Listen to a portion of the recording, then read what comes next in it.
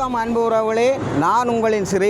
இன்றைக்கு நாங்கள் எங்கே நிற்கிறோம்னு சொன்னால் இலங்கையில் யாழ் மாவட்டத்தில் வந்து சாவகச்சேரியில் பொன்விழா மண்டபத்துக்கு தான் வந்திருக்கிறோம். என்னத்துக்காக வந்திருக்கிறோம்ன்றதை நாங்கள் எங்களோட உறவுகளுக்கு சொல்ல போகிறோம். அதற்கு முதல் எங்களோட சேனலை பார்க்குற உறவுகள் எங்களோட சேனலை நீங்கள் சப்ஸ்கிரைப் பண்ணணும், ஒரு பெல்லை தட்டவணும், எங்களோட கமெண்ட்ஸ் எழுதுங்கோ. அதே மாதிரி வந்து எங்களோட சேனலுக்கான ஆதரவு தரணும்னு கேட்டுக்கொண்டு இன்றைக்கு நாங்கள் சாவகச்சேரி பொன்விழா மண்டபம், அதாவது நகராட்சி மன்றத்துக்கு கீழே இயங்குகின்ற பொன்விழா மண்டபத்தில் ஒரு உதவி ஒன்றை வந்து போராளி நலம்புரி சங்கம் வந்து வழங்க போகுது. அது ஜாதூசினுடைய 21வது அகவை நாளை முன்னிட்டு மாணவர்களுக்கான கற்றல் உபகரணங்களை வழங்குவதற்காக எங்களை அழைச்சிருக்கிறார்கள். நாங்கள் அந்த காணொளி அந்த விழாவுக்கு தான் வந்திருக்கிறோம். அந்த விழாவில் என்னென்ன உதவிகள் அவைகள் வழங்கினோம், யார் யாருக்கு உதவிகள் போய் சேருதுன்றதை எங்களோட உறவுகளுக்கு காண்போம். இது வந்து பார்த்தா தெரியும், A9 வீதி சாவகச்சேரி இந்த வளைவு. எங்களுடைய இந்த சேனலில் வந்து உறவுகளை நீங்கள் நல்லா பகிர வேணும். இன்றைக்கு நாங்கள் வந்து ஒரு உதவி திட்டத்தை வழங்குகிற ஆட்கள் எங்களை கூப்பிட்டுருக்கிறோம். அந்த வகையில் தான் நாங்கள் எங்களுடைய உதவி காணொளி ஒன்றை நாங்கள் பதிவேற்றம் செய்து விட இருக்கிறோம். இப்போ நாங்கள் அந்த உள் மண்டபத்துக்குள்ளே போகிறோம்.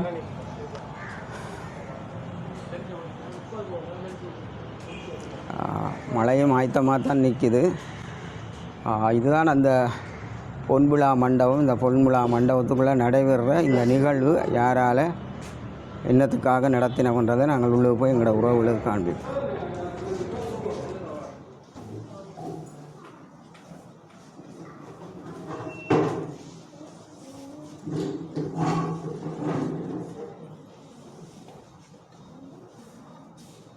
இன்றைய நிகழ்வினை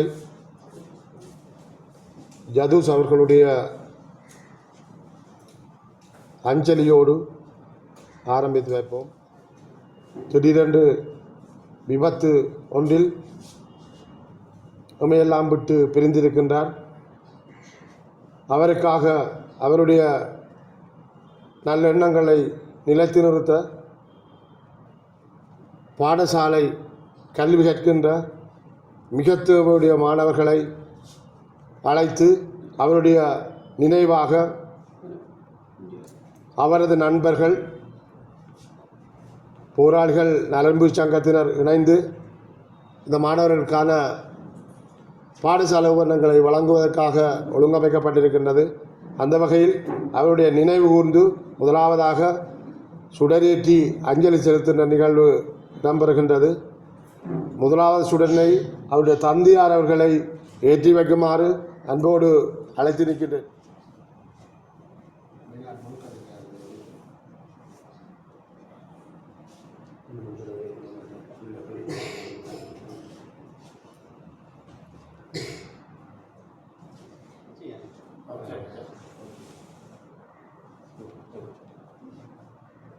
அவருடைய நினைவுகளை சுமந்து ஒரு நிமிட அகவணக்கம் செலுத்துவோமாக. நிகழ்வுக்காக வருகை தந்த அனைவருக்கும் முதலில் வரவேற்று கொண்டு இந்த நிகழ்வானது உண்மையிலே வேறு இடங்களுக்கு செய்வதை விட ஜாதூசினுடைய பிரதேசமான சாவகச்சேரிக்கு இந்த பாடசாலை உபகரணங்களை வழங்குகின்ற நிகழ்வை முன்னெடுத்தமைக்கு ஈஸ்வரண்ணா மற்றும் அவர்களோடு இணைந்த நண்பர்கள், அதேபோல் ஜாதூசினுடைய தந்தையார் எல்லோருக்கும் இந்த வழியில் எங்களுடைய நன்றியை தெரிவித்துக் கொள்வோம். எங்களுடைய தென்மராட்சியுடைய பிரதேசத்துக்கு இந்த அவருடைய ஞாபகார்த்த நிகழ்ச்சி திட்டத்தை வழங்கியதற்காக அவர் சார்பான கருத்துரைகளையும் நினைவுரைகளையும் ஆற்றுவதற்காக நான் என்னுடைய அதேபோல் போராளி நலம்புரி சங்கத்தினுடைய தலைவர் ஈஸ்வரன் அவர்களை அன்போடு அழைத்து நிற்கின்றேன். அனைவருக்கும் மாலை நேர வணக்கம். உண்மையில் இன்றைக்கு அவருடைய ஜதுசன் அவர்கள் எங்களுடைய நிறுவனத்தினால் ஒரு நீண்ட காலம் பணியாற்றியவர். கிட்ட ஒரு துடிப்புள்ள சிறிய இளைஞன். கூடுதலாக வந்து எங்கள் அலுவலகத்தில் நான் அதில் போய் முன்னுக்கு, அதாவது வரவேற்பாளர் பகுதியில் அவர் கடமையாற்றினவர். நீங்கள் சிறுவர்களாக இருக்கிறவர், உங்களுக்கு சில விஷயங்களை நாங்கள் சொல்லணும், ஏண்டா வளர்ந்து வார நீங்கள் சில அனுபவங்களுக்களால் வெளியில் வரணுமென்றாக அந்த விடயங்களை நான் உங்களை சொல்ல வாரேன்.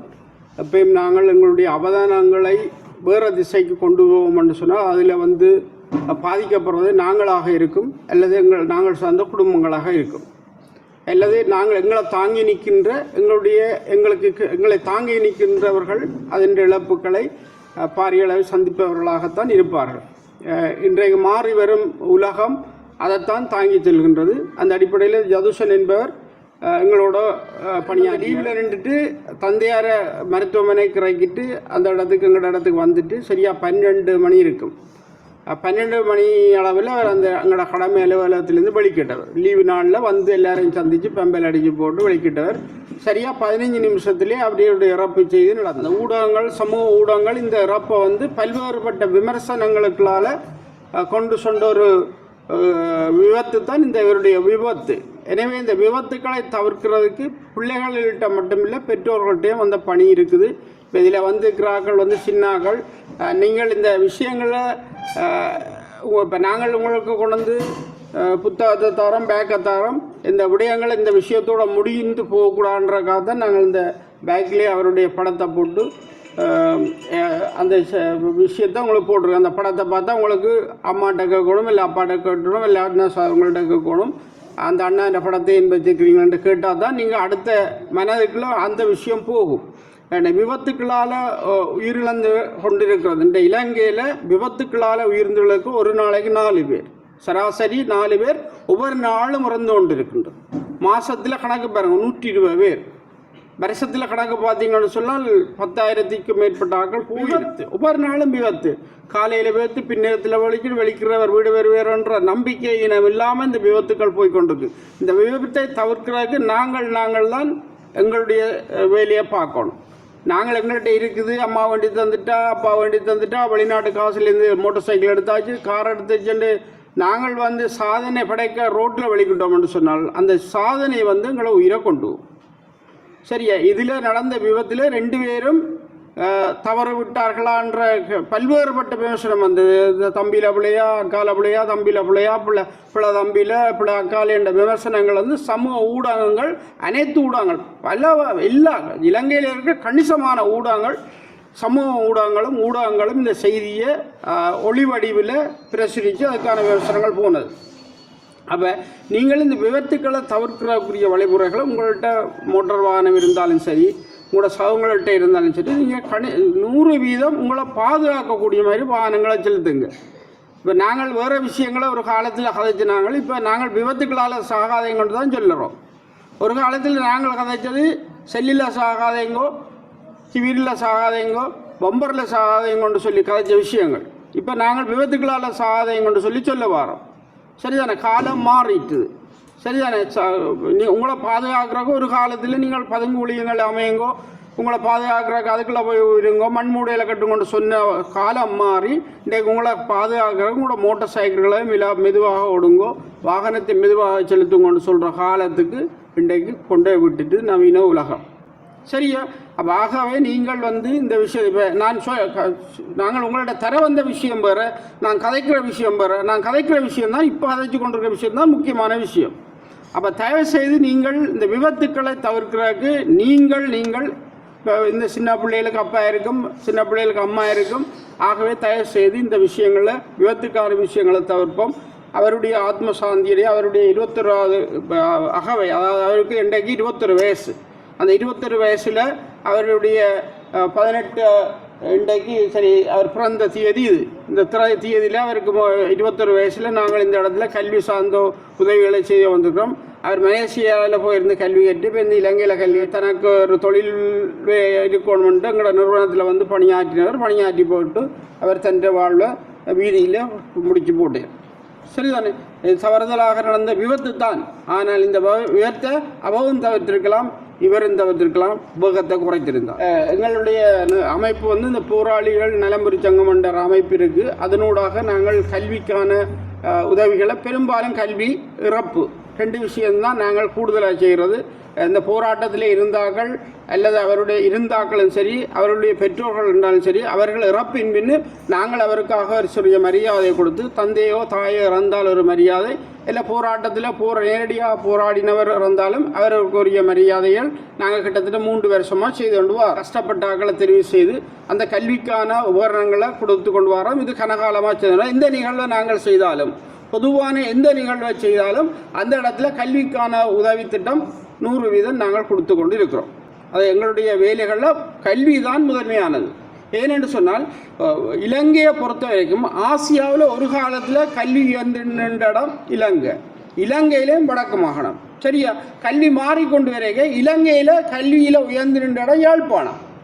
இன்றைக்கு இலங்கையிலே கடைசி 9வது இடத்துல இருக்கின்றது. இலங்கை மாவட்டங்களுக்குள்ள 9வது 8வது இடத்துல இருக்கிற அண்மை என்ற தரவுகளின்படி ஏஎல் பரீட்சை முடிவுகள் அதை தான் வெளிப்படுத்தி இருக்கு. சரிதானே? கடைசி 1வது இருந்த இடம் கடைசிக்கு முதலாக நிற்கும். ஆகவே கல்வியை நீங்கள் என்னதான் கஷ்டம் இருந்தாலும் என்னதான் வறுமை இருந்தாலும் பிள்ளைகளை படிப்பீங்க. சரிதானே? நீங்கள் கொண்டு ஒரு 7 வரையும் பிள்ளைகளுக்கு கல்வியை ஊட்டாட்டிக்கு கஷ்டம். இந்த எங்களோட இலங்கையில் தமிழர்களுடைய கல்வி உலகத்திலே உயர்ந்திருந்த இடம். இன்றைக்கு உலகத்திலேயே இலங்கையில் தமிழர்களுடைய கல்வி கீழே நிற்கும். சரிதான்? நீங்கள் உங்களோட பிள்ளைகளுக்கு ஊடகங்கள், சமூக ஊடகங்களில் வந்திருக்கிற செய்திகளை எடுத்து வாசித்து காட்டுங்க. இந்த முறை ஏஎல் பரீட்சையில் இலங்கையில், அதாவது யாழ்குடா நாட்டில் 2 மாணவர்கள் தான் அதி உச்சம் பெற்று வெளியில் போயிருக்கோம். அதுவும் யாழ்ப்பாணத்தில் மருத்துவமனையில் இருக்கிற 2ஆம் நிலையில் இருக்கிற ஒரு அதிகாரி வைத்தியருடைய பிள்ளைகள் மருத்துவ கல்விக்காக உயர்நிலை பெற்று போயிருக்கிறான். சரிதானே?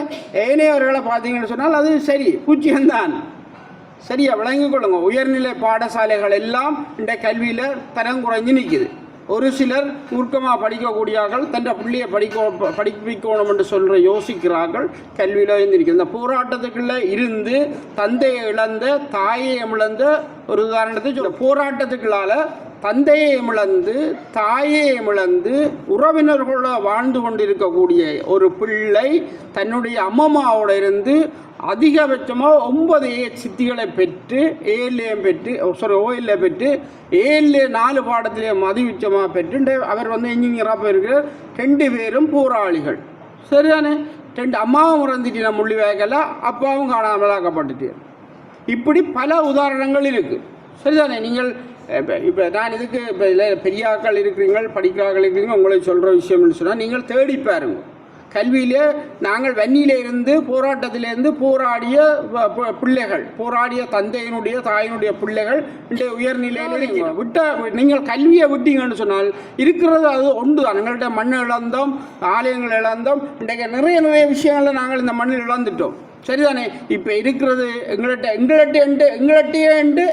இருக்கக்கூடிய, சரிதானே, நிலம் எங்கள்கிட்ட இருந்து போகும், ஆலயங்கள் போகும், அது போகும், கடல் போகும், மண் போகும், எல்லாம் போகும். இதெல்லாம் எங்களுக்கெல்லாம் அப்புறப்பட்டு இருக்கிற விஷயங்கள்.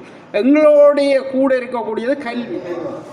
இந்த பாடசாலை உபகரணங்களை முதலாவதாக வழங்கி வைக்குமாறு ஜதுஷ் அவர்களுடைய தந்தையாரையும் சகோதரனையும் அழைத்து நிற்கிறேன்.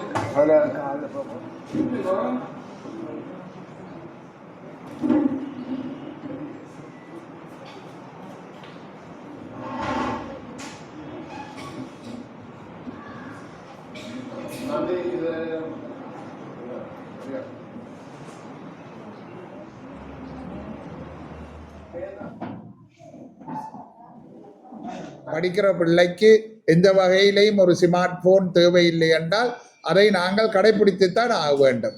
அதே போல ஒரு 18-19 வயசு வந்த உடனே லைசன்ஸ் எடுக்கலாம் என்ற உடனே அதற்காக அந்த பிள்ளைக்கு மேலதிகமாக கட்டுப்படுத்த முடியாத வண்டிகளை, அந்த நவீன காலத்தில் இப்போ வருகின்ற மோட்டார் சைக்கிள்களை எவ்வகையிலும் வாங்கி கொடுத்துடக்கூடாது.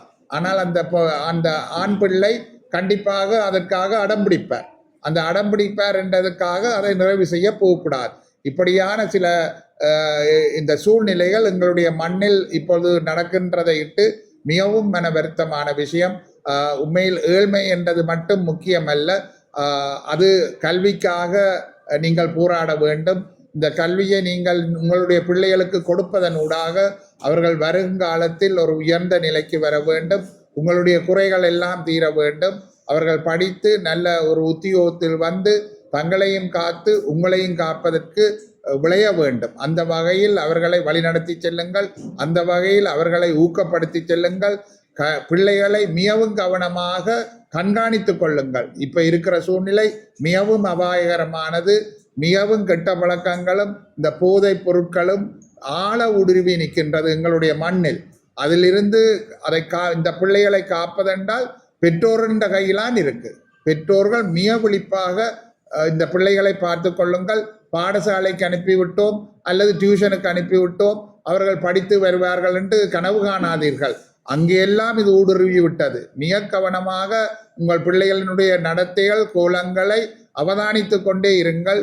சொல்ல வேண்டிய புத்திமதிகளை உரிய காலத்தில் சொல்லிக்கொள்ள. உறவுகளே, இன்றைக்கு வந்து சாவகச்சேரியில் பொன்விழா மண்டபத்தில் விசேஷமாக ஒழுங்கமைக்கப்பட்ட மீளா துயில் கொண்டு 21வது அகவையில் ஜதிஷ் அவர்களுடைய இன்றைய 21வது அகவை நாளிலே அவருடைய குடும்பத்தினருடைய அனுசரணையிலே போராளி நலம்புரி சங்கத்தினுடைய ஏற்பாட்டில் இந்த சாவகச்சேரி பொன்விழா மண்டபத்திலே இன்றைக்கு அவசியமாக தேவையான மாணவர்களை தெரிவு செய்து அந்த மாணவர்களுக்கான கல்வி செயல்பாட்டுக்கான கல்வி கற்றல் உபகரணங்களை வழங்கி இன்றைய நாளில் வந்து வழங்கி வச்சிருக்கிறோம். இந்த ஏற்பாட்டை வந்து போராளி நலம்புரி சங்கத்தினருடைய அனுசரணையிலே இன்று வழங்கப்பட்டிருக்கிறது.